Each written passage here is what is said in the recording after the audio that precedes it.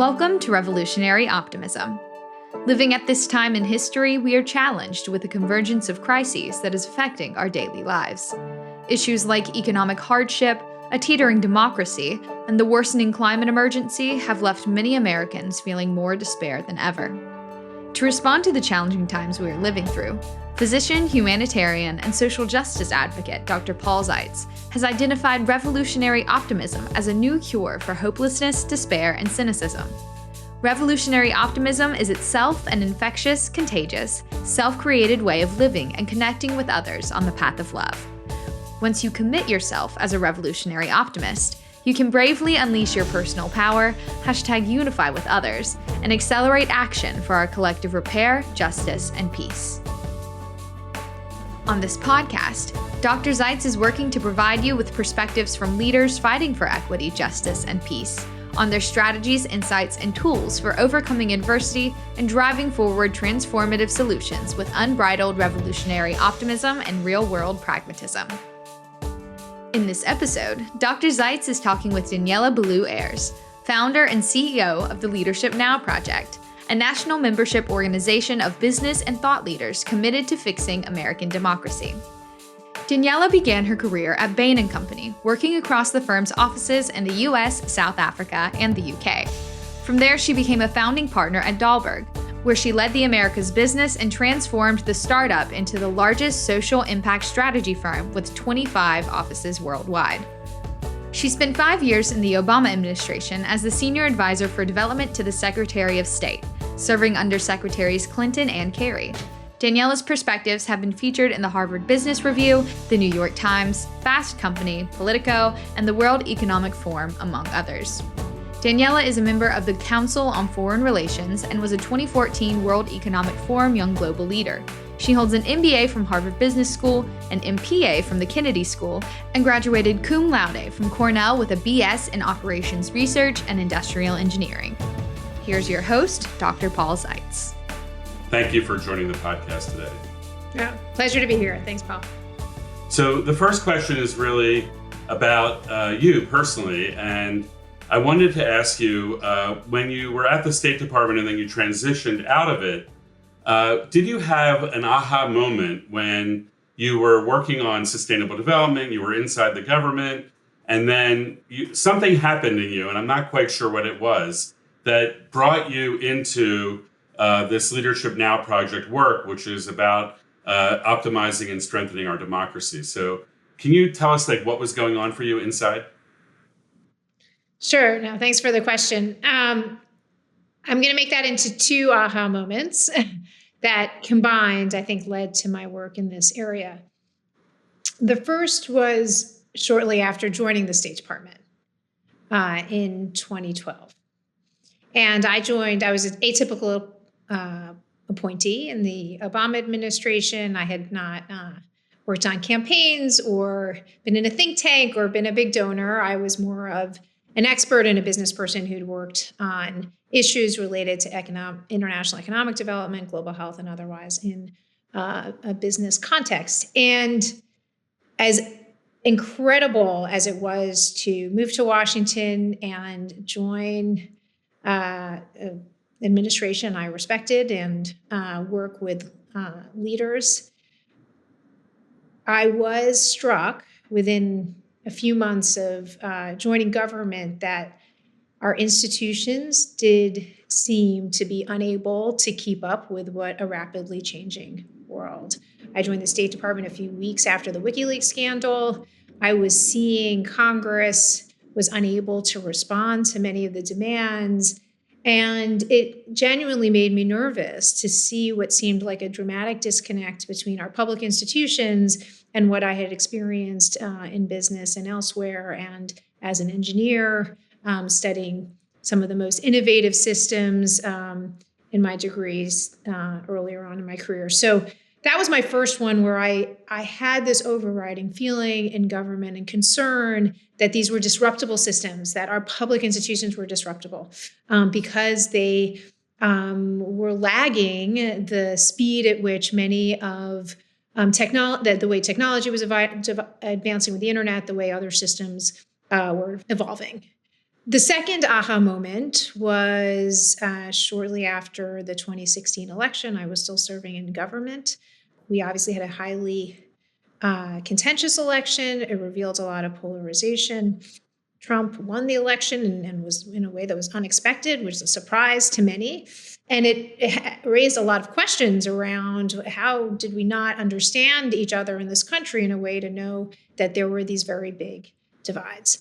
I was grappling with trying to understand that, and I happened to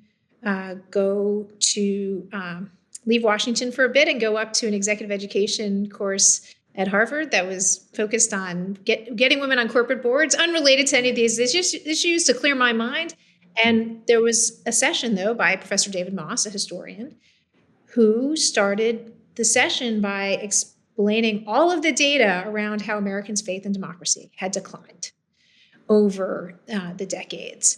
I was already thinking about the need for new institutions, for something like Leadership Now to emerge after the election. But I think that data and his analysis of these underpinning issues, to me, created a lot of clarity around what were some of the factors that were leading us to where we were, that were beyond just the proximate election.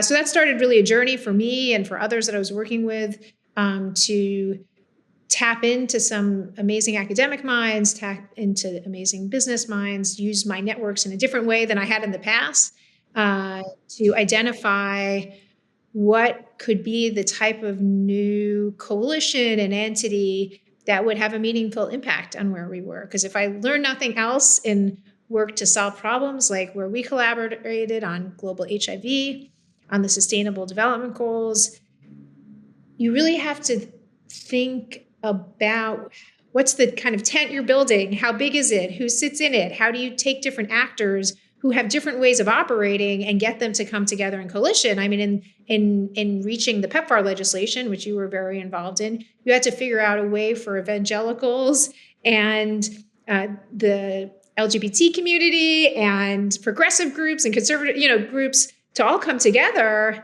in a way that didn't ask them to all change the nature of how they worked and what they cared about at its core, but to come together around a common goal.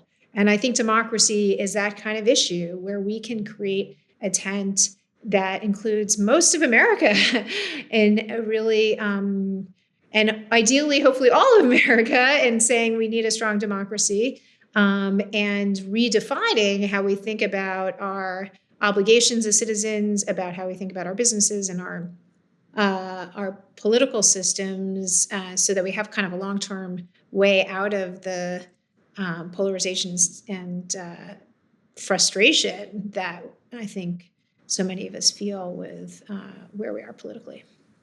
Yeah, thank you for that. And I want to acknowledge you because you've sensed that there was dysfunction in the government in your first aha moment and it could operate better maybe. And then in the moment of the 2016 election and the aftermath, you really saw that there was something wrong and sick about our democracy.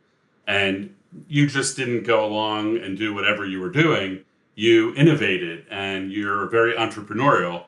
And you created the Leadership Now project, which has been up and running for about 7 years. So can you tell us what is the Leadership Now project and what are you trying to accomplish with business leaders? And are you dealing, like you mentioned, cross-partisan mobilization. So I'd like to ask you to also touch on how you're working with business leaders on both sides of the political aisle. Sure. Well, I think after serving in government for 5 years and being engaged in diplomatic efforts that were very interesting and satisfying in many ways, but was in the context of a large bureaucratic system, my first question in trying to do something that was going to be meaningful, or my first orientation, was that it had to start with an entrepreneurial orientation and innovation orientation.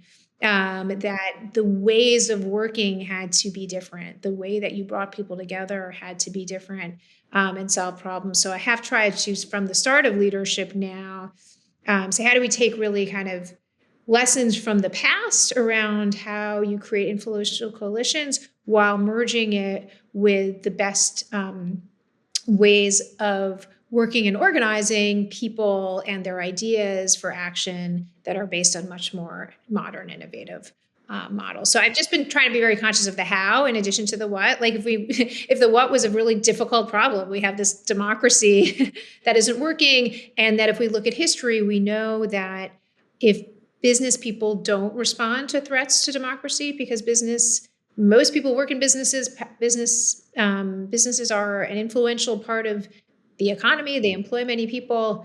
And if business is on the sidelines while those threats happen, it's extremely hard to withstand threats to the system. And we're seeing some real erosion of norms of democracy and things that, had been seen in Europe in the 1930s and elsewhere that were very worrying. So the Leadership Now project was built on the premise that you can meaningfully build a coalition of business people who will thoughtfully engage in the system, but with targeted, high impact engagement. So I always say there's a lot of things you can do in politics that have no impact. There's like infinite opportunities. There's lots of meetings you could hold and, discussions you can have and candidates you could support, et cetera, and just do it in a way that doesn't really move the needle. And I was committed to finding ways that we were being as strategic and targeted over time as we could, while recognizing that part of the impact is having an enduring, well-informed set of people who are willing to act in multiple ways over time. So we have grounded our focus. Our organizational design is membership organizations have always been influential in American politics. I mean, whether that's chambers of commerce or the Sierra Club or Common Cause, they're influence unions. All of these are membership organizations. When you look at the data, all of those organizations, there's thousands and thousands across the country, remain influential politically, but their influence has waned in various contexts. And in part because there are organizations that are often not very dynamic and modern. So there was an opportunity to modernize that model for impact, but to retain some of the things that make membership organizations powerful. They represent real people. They represent interests beyond just the people in the room. The members are influential in their communities, in their businesses, et cetera. And they do have some of the features of collective wisdom, right? It's not just if I were to start a PAC, for instance, raise resources from, let's say, a few very like-minded donors, maybe with great ideas. We can think bad things about a set of donors, but let's say you find a group of people who want to pool their resources. I and 6 people run an organization, and we have a large pool of dollars to advance an agenda that seems good, but the limitations of that are profound because all you're doing is advancing a set of priorities with the people who already believe them in a narrow way. And I was interested in how do you attract people who are like-minded, who are influential in their networks, and grow from there and keep building a common set of sensibilities and influences that will have incredible ripple effects in a way. And when you're solving hard problems, I think there's a basic premise. To solve a really hard problem, like, you just can't do it alone. And no matter how much smart people and money, like, it just doesn't work, because this is a problem of like how we work day to day, So that has been really powerful to say, yes, we're going to be strategic. We're going to be targeted. We're going to look at in state X, gerrymandering is, for instance, undermining the effectiveness of democracy. And this is a place where we can really build influence and focus people's efforts, et cetera, but doing that in the context of a group of members who have a broader understanding of why democracy matters and how in their day-to-day they're going to do things differently.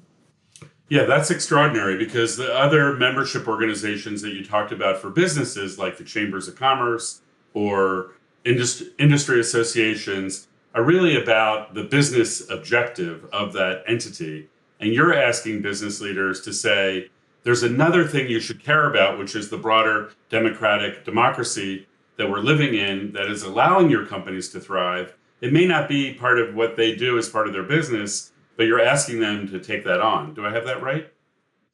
Yes, although with the argument that in the short and long term, this genuinely threatens their Correct. business and their community. And so some of that's long term, right? When you have increasing disenfranchisement, when you have political leaders who don't represent the people, over time, they're going to make really ultimately bad decisions for society that are going to be bad to your business. But that also can be very short term. For instance, in what we've seen with Disney, where the government of Florida has taken a context where the state legislature is highly gerrymandered, the political culture has evolved to a place where some political leaders feel like it's okay to go after individuals or companies who say things they don't like and try to legislate against them. And, Disney has seen the impact of that, and where, they had a direct retribution against their statements on LGBT issues that were, in terms of like real legislative decision making, that was really detrimental to their business and asked them to operate in a way that would be bad for their business. And we believe that that's not just related to the specific issue that Disney stood out on, although it was certainly appropriate for them to step out on an issue that they thought was important. But it's the basic threat to our Constitution and to American democracy and to capitalism that you will now have a political leader who doesn't like what you say and will go after you. And the danger in that, in a country that's been built on free speech, et cetera, is fairly profound. So we want to kind of also make clear that some of the things that are happening are not just one-off concerns. They are signs of systemic issues that none of us as individuals or as a company are immune from. Excellent. Thank you for clarifying that. And can you comment on how you work with business leaders that are across the political spectrum? Sure. I mentioned that my second aha moment when I went back to school for a moment and started to really appreciate and understand what was happening in democracy. And one of the first people I met with while I was exploring what the opportunity was for leadership now was a Republican classmate of mine from business school. And she had been really concerned about the erosion of democracy, about how the conduct of the Republican candidate in that election and what that meant.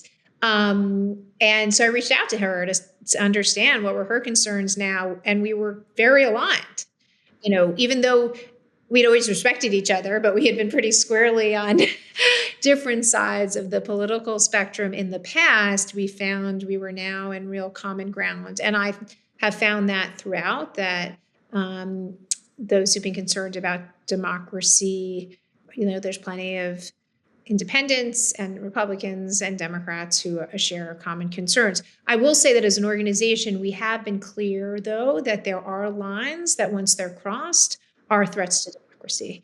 And those are election denialism, right? So denying the results of a legitimate election is just a line that we believe any political leader, any business leader who crosses that line is not part of the tent that we're building. Right. You have, obviously political violence,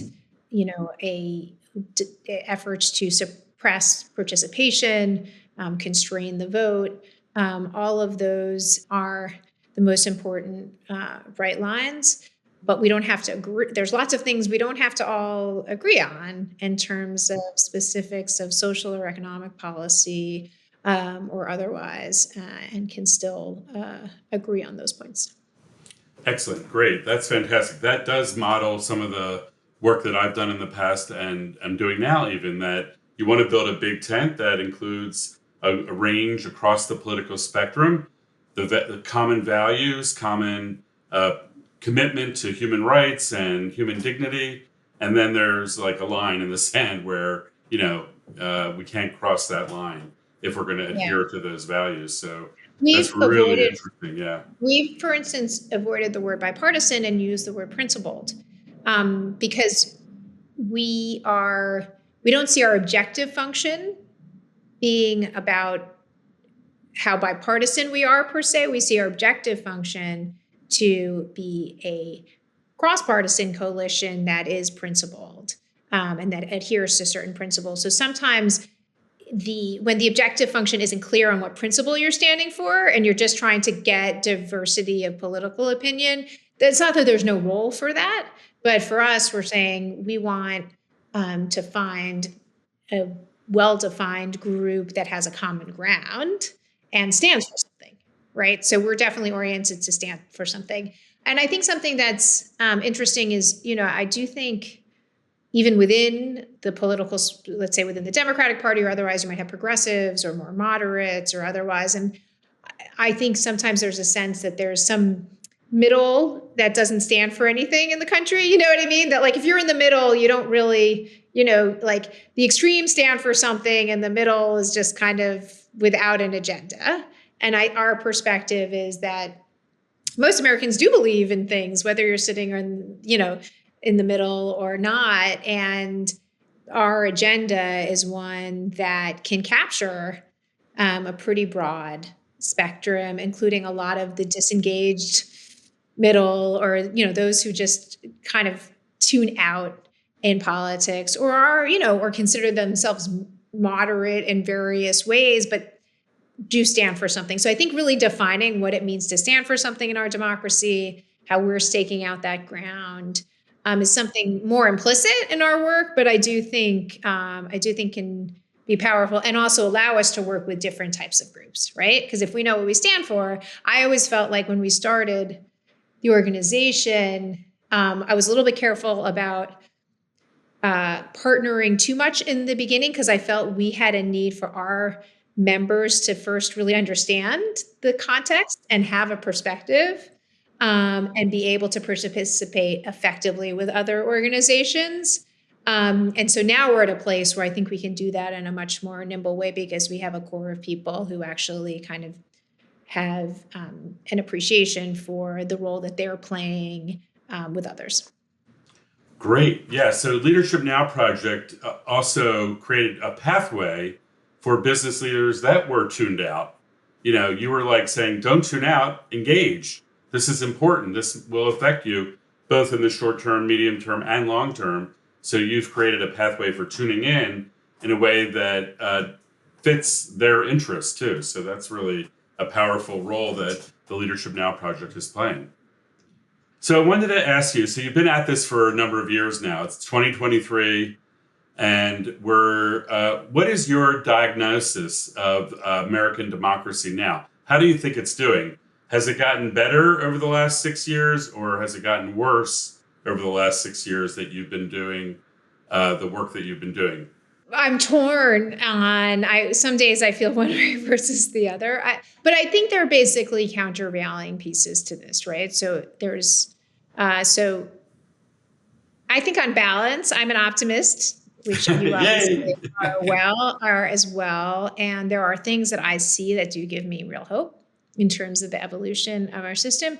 But there are certainly very significant risk factors that remain. So I can start with the risks so I can end with the good things. But I think on the risk factor, it's dangerous. I mean, I would not be alone in saying this with many of the Republicans that we work with, that having a political party, though, that is not fully functional, that has a fair bit of the party not believing in the legitimacy of elections and is, struggling to define itself and losing a lot of its moderate wing is dangerous, right? We actually need two parties that are able to debate on the level of ideas and not, be in a fight even over the legitimacy of the system. So That is really worrying. We obviously are about to have an election next year, which may be a repeat of the 2020 election. That is also worrying. And, obviously we're in the midst of having a presidential candidate in Trump who is indicted on multiple counts, et cetera. So those are, I think, worrying factors that some combination of, in one sense, have a set of the country really doubting the system at its core, and then in another sense, for those who don't actually fully doubt the system in that way, but just delegitimizing politics, not wanting, people just feeling like this is absurd or otherwise like something that is not credible or serious. So I think that those are all really worrying, and they're significant. And it will take us some time to, even if we get kind of out of if the current context evolves to a place where we don't have some big risks, I think it will take time to get out of. The last piece on the risk side that I'll say is, I think around the 2024 election, we do see there are risks of political violence. There are risks, some of the proposals that are in the public domain around how institutions would be changed or dismantled, the proposals that are out there are worrying in terms of our democracy if you, for instance, had another Trump presidency. And I think that is, that's really, those are real risk factors and concerning, both in terms of our own institutions' credibility in the world and how we would operate in that context. I think, so all of those are, non-trivial, significant concerns, right? Major challenges, yeah. Yes, yeah. On the flip side, I will say that the level of engagement and mobilization in a more holistic sense around our democracy is hardening in many ways. We were just engaged in Ohio. There was a special election that was called that would have raised the threshold for ballot initiatives from 50 to 60%, really undermining citizens' ability to weigh in on their own policy. And that was soundly defeated in a special election no one expected in the heat of August. And we saw business leaders mobilize. We saw many different groups mobilize in that election to say, look, this is just bad for democracy. It's bad for our state. It's bad for business, et cetera. And it was defeated 57 to 43%, even though it was called by the side who thought they were going to win and who lost. And we've seen that ballot initiatives have been a place where we've seen citizens really weigh in. Michigan in 2018 had objective redistricting ballot initiative that just came into effect in the 2022 election. And it's really transformed how the state legislature is operating, who gets elected, how people are participating, and create a lot of dynamism in that state. So we do see that, and just like day to day, the level of interest in my peers in understanding our system, and so it's concern, but it's engagement, right? And so I do get hope out of that, and I feel like there's just incredible people I get to work with every day that are really concerned about the system. But we have our work cut out for us. So I think people are a little tired because we've been kind of worrying about these issues for some time. But, I think we have to keep at it. And I do see the path to a system that's more dynamic and responsive. I can't see that, how it can evolve. It's not guaranteed, but I can envision it. Okay, well, that is actually a great segue to what I wanted to ask you, which is, you're a mom, you have young daughters, I'm a father and grandfather, and I'm thinking about the future of how these people and all families are going to evolve over the next 10, 20, 30, 50 years. So what is your vision? If you had a magic wand and you could optimize American democracy or revitalize the U.S. democracy, what would be your top 3 priorities? I won't put them in order of, I'll give 3 and maybe then I'll talk about order afterwards. So the first one is I do think there are genuinely systemic changes that can really make the system more effective and dynamic. And on my short list would be objective redistricting, to end gerrymandering, ranked choice voting, I think there's also some really interesting proposals around expanding the House of Representatives, designing the system in a way that creates more proportional representation type of flavors to it, so you can have more diversity in terms of who represents, and maybe even open a door for more parties over time. But I think opening up the system, making it more competitive and dynamic, the kind of closed primary system, and heavily gerrymandered districts combined, really don't allow for robust democracy, because you have like the same people serving for very long periods of time and not representing a diverse population. So I think there's some real systemic changes to do. I think the second is making engagement in politics and policy a high status, respected thing to do. To some extent, when you're at a place where people, and this is pre-Trump, pre-current, there's still a bit of a feeling that like being a political leader is the people who do that are either not impressive or corrupt. They're out for themselves or whatever. Or just, it's not an aspirational thing to do. And that doesn't mean there aren't some amazing people who end up doing it. And I think we have, people who go against all of that, those stereotypes. But if the overriding perception is that being a political leader is both some combination of craven and corrupt and not impressive, that becomes a self-fulfilling prophecy. And so I think there's evolution there. I think we've seen a lot, we see things like Run for Something, people being mobilized, running for local office, national office. We have the seeds of that, but it really is a sea change in culture to it be really respected to serve in political office while demanding really high expectations of our political leaders, right? If that's going to be part of it, then you really have to be willing to throw people out who don't meet those expectations. So that's the second thing that I would say is really part of that vision of the future. And then finally, I would say pursuing policies that are both thoughtful and feasible, but transformative, which seems kind of inconsistent. But I find there's a lack of creativity often in thinking about how we can make policies to address our biggest challenges, like climate change, like creating more opportunity. And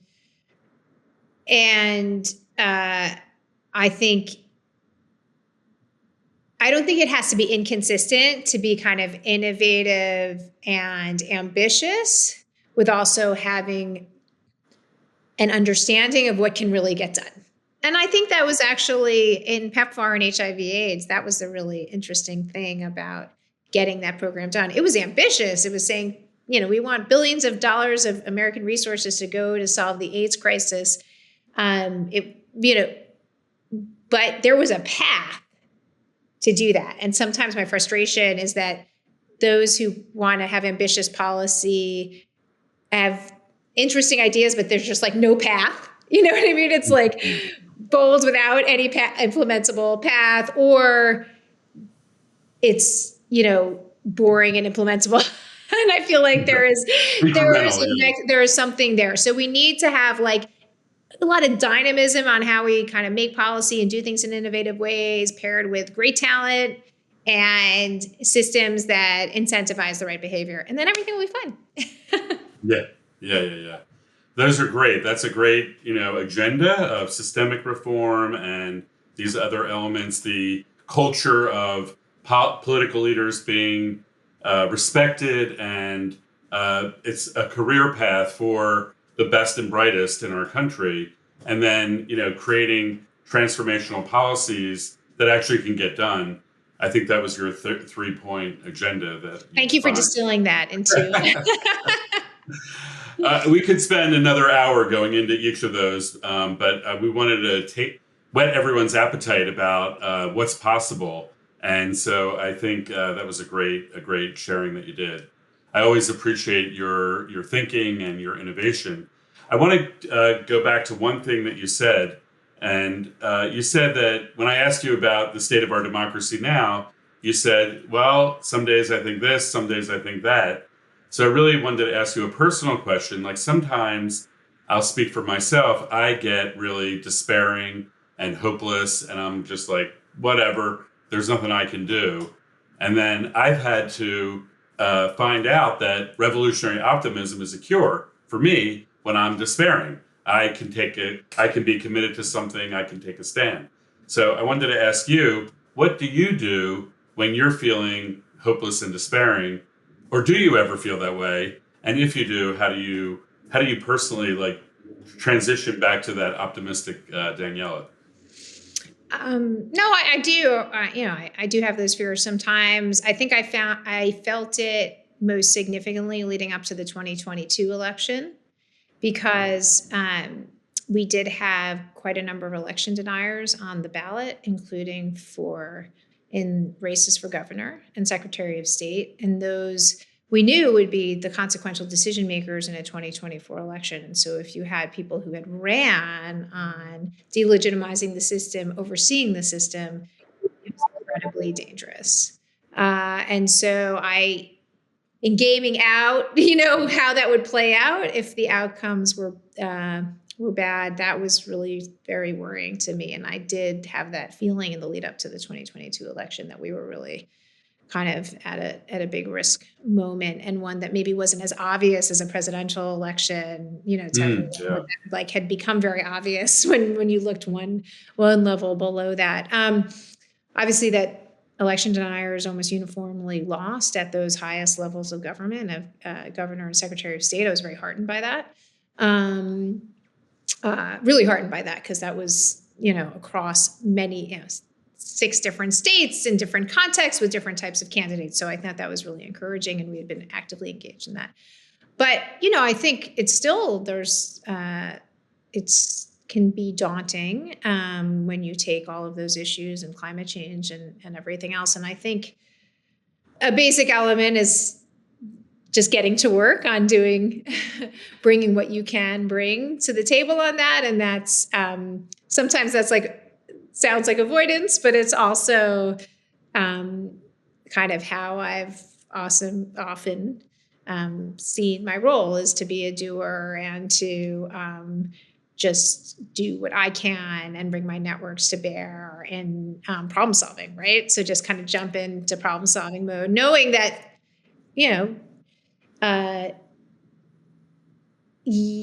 no matter what, it is no single effort or individual or group that transforms all of this. So being willing to accept that you're going to work really hard and you're going to have your pieces, and you won't always know what the direct line was between what you did and where it came out, but that's like the nature of citizenship in our work. So I think that really helps. And I think the thing that ultimately, of course, is so fundamental to me is having 2 daughters who are amazing, who are going to grow up in the world that we're creating, and our obligation to our children and our fellow Americans and the global community is really high, especially for those of us who've had the privilege of seeing lots of different pieces of the picture, right? Having worked in different contexts and different sectors and with different leaders, I think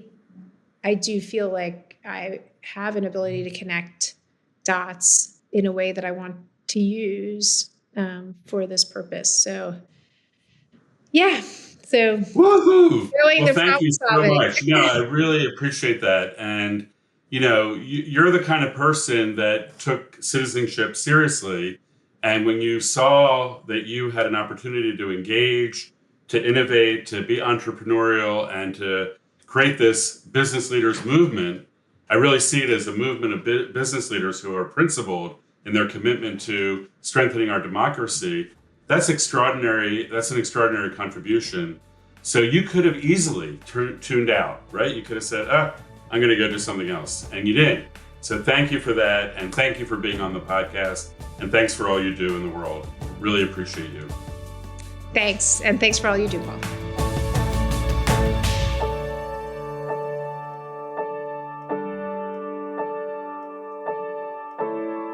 Hi, everyone. I'm really excited to undertake the diagnostic review of Daniela Blue-Ayres, who we just heard from on the podcast, to assess where she's at in her journey of becoming or being a revolutionary optimist.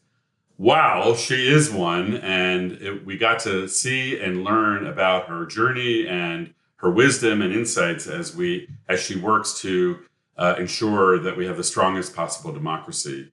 An authentic democracy is what she's aiming for.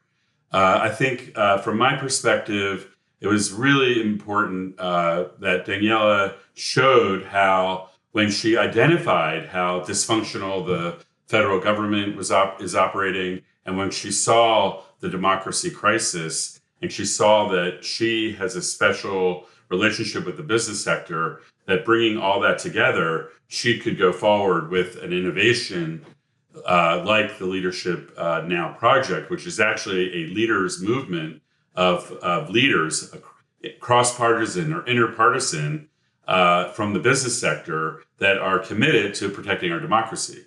So that was really she made that choice. So thank you, Daniela, for being so bold and brave and stepping into the fray.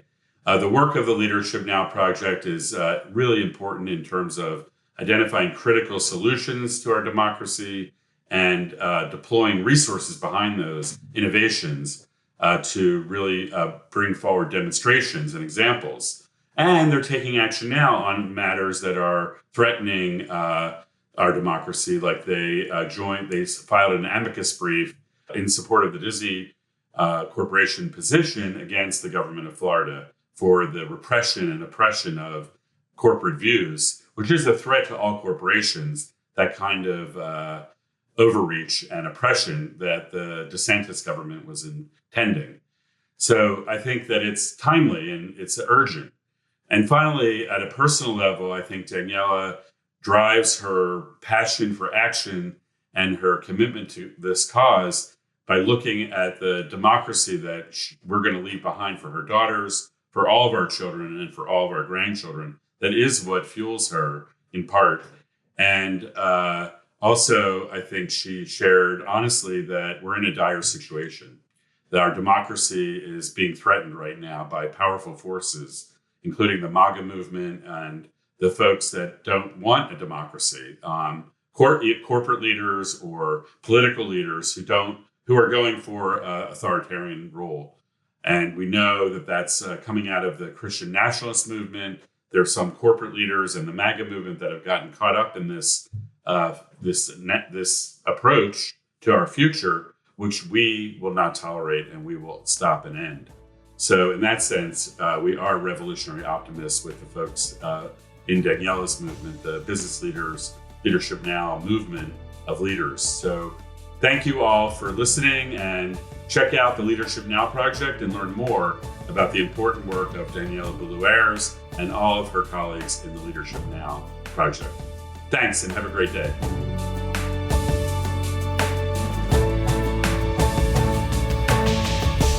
Are you ready to be part of the revolution? To learn more about revolutionary optimism, please visit drpaulzeitz.org. To explore building movements, please visit unifymovements.org. If you like this show, be sure to follow on your favorite podcast app so you don't miss an episode. Revolutionary Optimism, transforming the world one episode at a time.